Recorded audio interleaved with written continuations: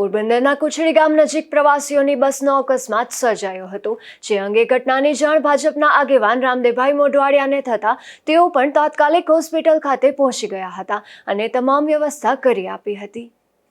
પોરબંદરના કુચડી નજીક એક ટ્રક પાછળ પ્રવાસીની બસ અથડાતા અકસ્માત સર્જાયો હતો।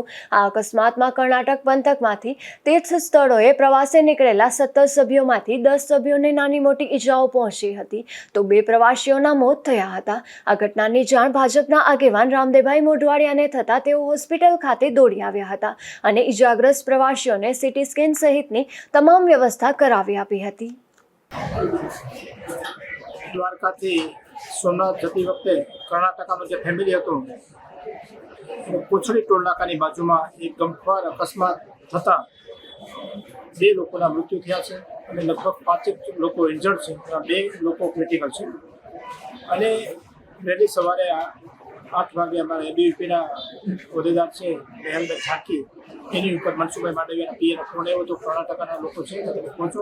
મેહલબેન વહેલા સવારે 8 વાગે પહોંચી, પછી અમે અમારી આખી ટીમ છે તરત આવી ગઈ છે, એબીવીપી ટીમ પણ આવી ગઈ છે અને જે ડેડ બોડી છે એને શિફ્ટ કરવા માટેની પણ કાર્યવાહી થોડી વારમાં કરવામાં આવશે। પોસ્ટમોર્ટમ થઈ અને ડિસ્ચાર્જ પેપર તૈયાર થઈ અને જે લોકો અત્યારે ક્રિટિકલ છે એને સીટી સ્કેનથી માંડી અને બધી વ્યવસ્થા હોસ્પિટલ બરોબર કરી રહી છે।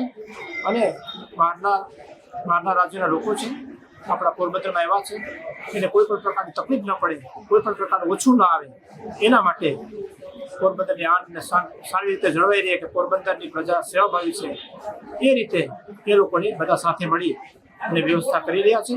ડૉક્ટર મિત્રોનો અને સ્ટાફનો પણ ખૂબ સારો સહકાર છે, ત્યાંના તંત્રનો પણ ખૂબ સારો સહકાર છે, દવાઓ પણ પૂરતી અપાઈ ચૂકી છે અને જો વધારે હશે કે સીટી સ્કેન આવીએ હેમરેજ કે એવું કશું હશે તો એને બહાર છે અમદાવાદ સિવિલ હોસ્પિટલમાં કે રાજકોટ સિવિલ હોસ્પિટલમાં સ્થળાંતર કરવાની પણ કાર્યવાહી કરવામાં આવશે, એટલે કોઈ પણ પ્રકારની તકલીફ ન પડે એ પ્રકારની કાર્યવાહીમાં અમે પૂરેપૂરો સહયોગ આપી રહ્યા છીએ।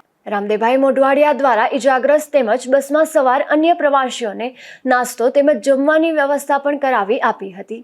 નિપુલ પોપટ સાથે અશોક ધાનકી, ગુજરાત ન્યૂઝ, પોરબંદર।